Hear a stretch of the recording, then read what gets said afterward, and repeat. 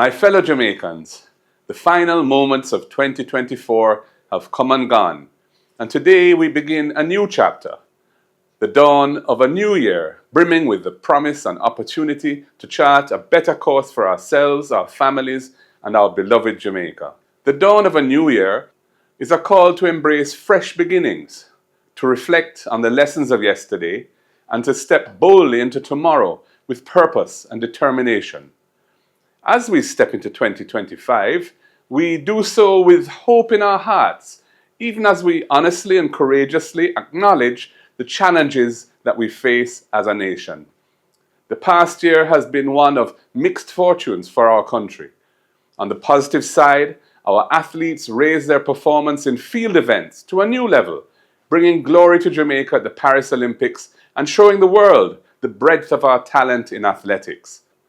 On the other hand, we encountered the devastating Hurricane Beryl, which wreaked havoc in several parishes and caused major disruption to many lives, damaging homes, schools, farms, and infrastructure, and setting back the economy.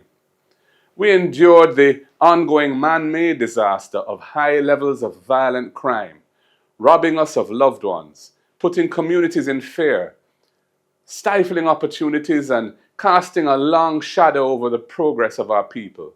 Every life lost to violence is one too many, and every family torn apart by crime is another blot on our record as a nation. In 2025, we will face a year of intense political activity as the country moves towards general elections.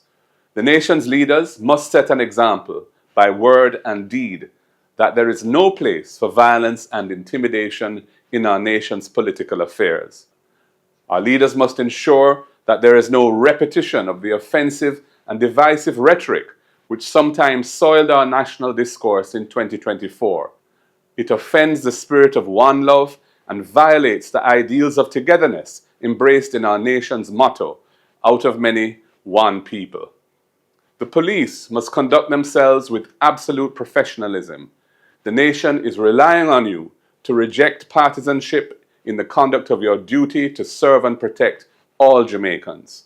We will continue to consult and engage with the people, bringing forward our vision for a better Jamaica and championing causes that matter deeply to you, finding ways to cushion the crisis of the high cost of living from which the people are suffering, improving the systems of education and training for our children and youths to build a productive and globally competitive workforce at all levels, taking stronger action against corruption and holding accountable those who violate the public trust by scraping public resources for their private benefit, implementing more effective strategies for reducing violent crime, improving the experience and outcomes for people seeking health care in public hospitals where they are often treated in a way that does not befit their integrity, bringing down the price of electricity, which is a national imperative for driving economic growth,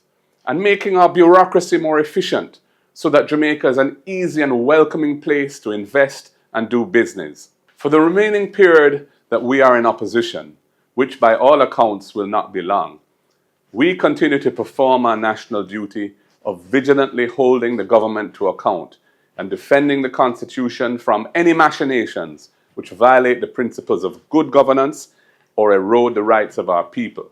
On the matter of constitutional reform, our position is consistent and clear. When it comes to our head of state and our final court, Jamaica must move now to full decolonization and the establishment of full sovereignty for our people.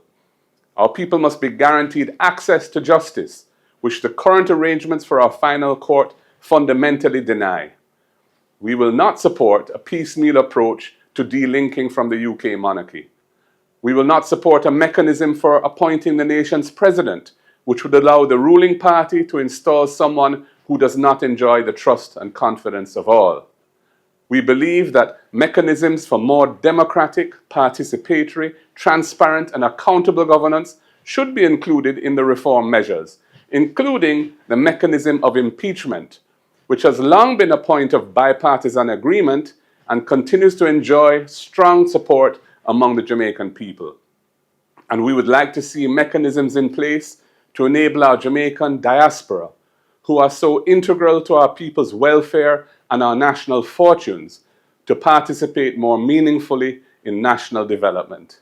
As we commence this new year, I reaffirm our commitment to building a Jamaica that works for all Jamaicans, especially those who need the state to ensure equality of access to opportunities. In the year ahead, let us draw strength from our many achievements as a nation and resolve as Jamaicans to come together in unity, unity of purpose, to overcome our remaining challenges.